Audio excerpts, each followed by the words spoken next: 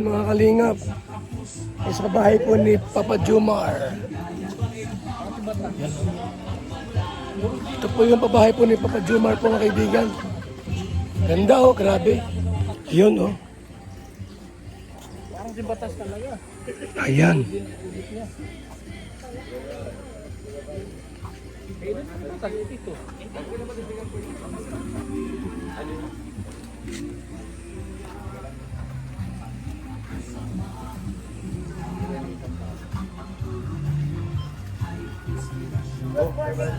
Ay.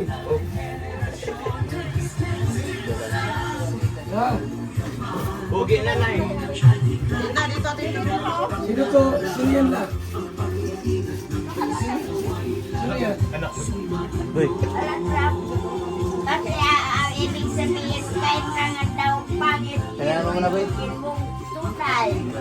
Hindi po ba? Ano si Batas ay? Di pa ko ni kumain. May pagkatitir. Ma-message ko po lang mamaya. Message mamaya. O madaling pagkain. Mamaya. Ano pa rin sila? Yung certificate ko lang yun. Opo.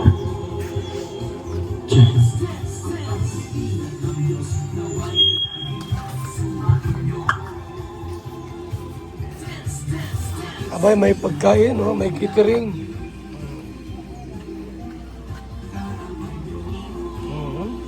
Uy, di sinanto, no? Grabe, sarap. Wala si Pilit. Pilit po. Nandyan din. Nag-islang daw po. Ito Kuya Jens po. Ano yung bata tayo? So, ayan po ha, mga kalingap, mga kaibigan. Kabayan ni Papa Joms. Ayan. Grabe, maganda po.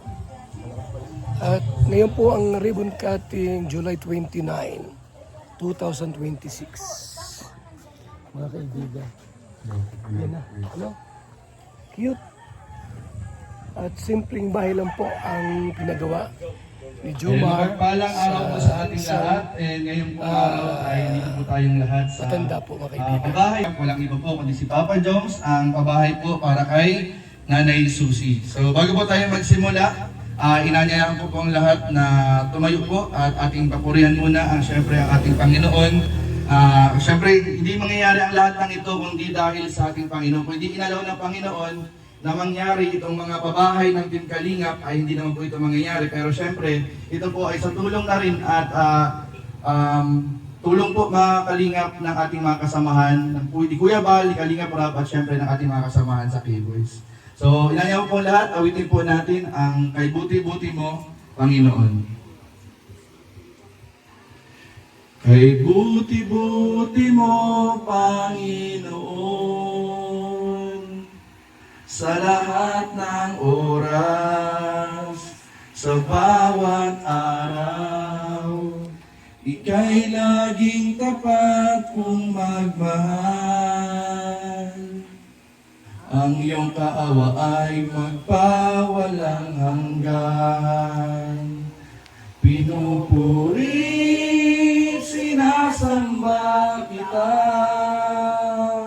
dakilang Diyos at Panginoon. Tunay ngang ika'y walang katulad, tunay ngang ika'y di nagbabago. Mabuti ang Diyos na sa amin nagmamahal. Kay buti-buti mo, Panginoon, sa lahat ng oras, sa bawat araw, ika'y laging tapat kung magmahal.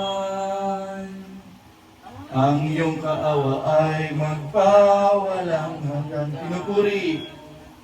Pinupuri, sinasamba kita, dakilang Diyos at Panginoon.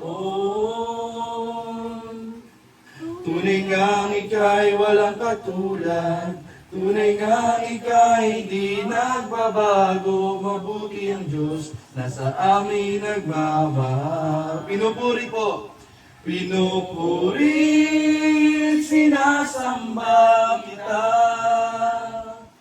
Dakilang Diyos at Panginoon. Tunay nga ika'y walang katulad. Tunay nga ika'y di nagbabago, mabuti ang Diyos na sa amin nagmamahal. Mabuti ang Diyos na sa amin nagmamahal. Mabuti ang Diyos na sa amin ay nagmamahal. Manalangin po tayo. Panginoon, marami pong salamat, Lord, sa umagang ito. Thank you, Lord, sa buhay po ng lahat ng naririto, sa buhay po ng aming leader at ama ng Kalingap ni Kuya Val Santos Matubang, na patuloy po ninyong ginagamit, Panginoon, upang matulungan po ang mga nangailangan naming kababayan. Maraming pong salamat sa buong team Kalingap, sa family Matubang, kila Ate Edna, kila Kalingap Rob, at Lord, pinapasalamat din po namin ang buhay ni Papa Joms, si Kalingap Jomar, na Lord, ginamit niyo po sa bawat araw po, Panginoon, habang binubuo po, Panginoon, itong bahay na ito ni Nanay Susie. Panginoon, patuloy po ninyo, Panginoon, magpalain ang buong team Kalingap. Patuloy po kayong kumilos, Panginoon, at maghari sa lahat ng aming ginagawa, Panginoon, sa pagtulong sa mga kababayan na nangangailangan. At Lord, ikaw po, Panginoon, ang tinataas po namin sa araw na ito, Lord. Maraming po salamat sa patuloy niyong pag-iingat, paggabay, at pagprotekta, Panginoon, sa bawat lakarin at mission ng Team Kalingap. Maraming po salamat, Panginoon. Sa iyo po namin ibinabalik ang pinakamataas na papuri at sa salamat sa tanging pangalan ni Jesus. Amen. Ayan. So, susundan po ng opening message ni Papa Joms. Papa Joms, ikaw na. Ako na? So yun, isang mapagpalang araw po muli sa ating lahat. Good morning po sa lahat. Sa mga dito po, mga kapitbahay po ni Lola Susie, sa mga nakikinig po, in-invite ko po kayo na pwede po kayong sumama po sa ating pong konting celebration po para sa pag-ribbon cutting po sa bahay ni Lola Susie. So yan, sa kapitan ng barangay, maraming salamat po. Siyempre po, Team Kalingap, maraming salamat po kay Kuya Val at Edna Vlog at sa mga kasama po natin sa Kalingap dahil pumunta po sila dito po sa ating pong munting celebration, pagbibigay ano po ng ribbon cutting sa bahay ni Lola Susie. So yun po, maraming salamat po at mamaya po yung nagkainan. Ano? Okay po, sige. Konting kwento lang po kung bakit po namin natagpuan si Lola Susie. Okay, so tayo po before po mga K-Boys, nagkaroon naman po ng pagkakasundo na isang araw po na maglilibot-libot kami po sa iba-ibang lugar. And yung napili po namin po dito po sa parte ng Pambuhan. Marami po tayong nakasama that time. As in, full pack yata yung isang buong sasakyan na 7-seaters. Lahat po talaga nag-ikot-ikot kami. Hanggang sa nadaanan po namin si Lola Susie. Si Lola Susie po, nakatambay lang po siya dyan sa likod. Actually po, itong likod po ng bahay po na pinatuyan natin. Ito po yung lumang bahay po nila Lola Susie. Diyan namin po siya nakita, nakadungaw lang, mag-isa, matanda. So, doon time po na yun, syempre naanot po tayo ng loob hanggang sa pinunta namin si Lola Susie. Yun, nung makita namin siya, agad-agad po siya, yung alam mo yung ano po, yung ngiti sa kanyang mga mata, sa kanyang mga labi, namumutawi. Kasi parang that time lang din siya nagkaroon ng maraming bisita. So, hanggang sa paulit-ulit po namin siyang bilinag, hanggang sa minahal po siya ng mga viewers. Maraming natuwa po kay Lola Susie. Yun, no? Sa kanyang kakaibang pakikitungo, pakikisama po sa mga tao. Kinagiliwan po siya sa kanyang mga medyo X-rated na mga kwento. Hanggang sa nakilala rin po siya na bilang lola na lagi na lang daw manginginom. So, yun po yung dun po nakilala po. Sila nag-inom kami sa mga tiyuin ko, tapos sarunga lang sarong kantuhan ng ganyan. Pag sabi nga din nila, kung kaya ko pa daw umuwi dito, sabi ko, kaya ko pang umuwi dito. Pagdating ko, nakatukaw ako ng ganyan. Nahulog ako, nagbukol na ang ulo ko, nagbukol kasi nahulog ako doon sa itaas. Kaya hindi na ako natutulog doon, dito na lang ako natutulog sa itaas. I'm very proud of you because you are very look everyone. You are look handsome.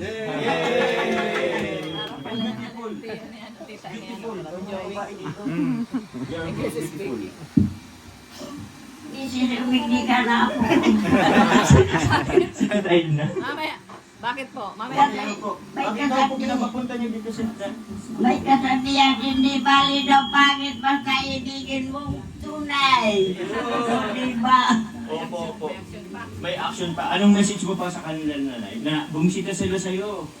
Madaming tao, di ba po? Akin na yan para souvenir po yan. Opo. Mamaya ibibigay po. Ito-turn over sa'yo mamaya. Opo, sa'yo na po yan. Kuya, Opo.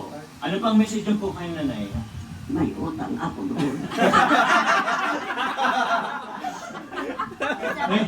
Magkano? Kaya kay itong mga taga-karingo, magbili man daw ako ng isang kantuhan. Tapos nagkakay po kami doon. Isang picture ng ganyan. Along kami, pero ubos. Ubos yun kasi may halong aniniste. Dahil ng konting sayawan nila, Nay. Sama ka po sa sayawan, ganito. Oh, mamaya may tugtog. Gilid na lang po. Mamaya may tugtog, wala pa. Masayaw nga rin kami Masayaw. dyan sa ano. Dahil may ubos. Oh, sayaw kayo. Oh, sayaw. Ang sabi kay itong, Ay, wala na. ang sabi kay itong babae, linis-linis so damit ng ganyan, Oh, wag na. hindi na yan kasi hindi ma...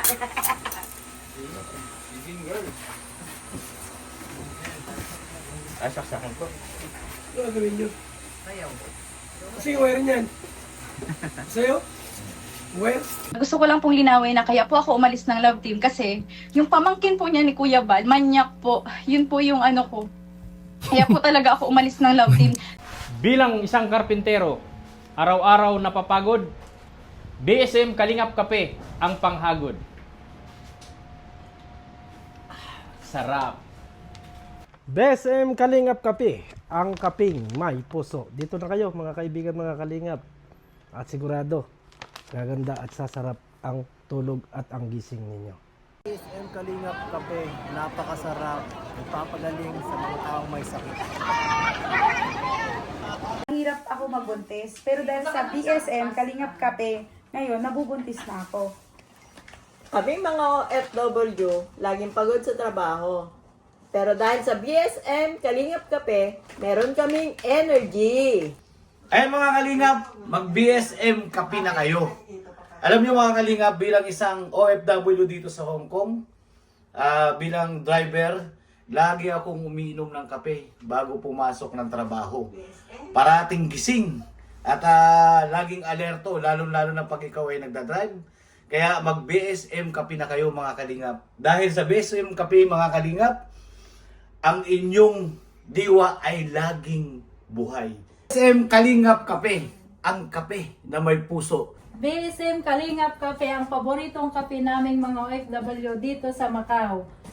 BSM Kape, ang kaping may puso.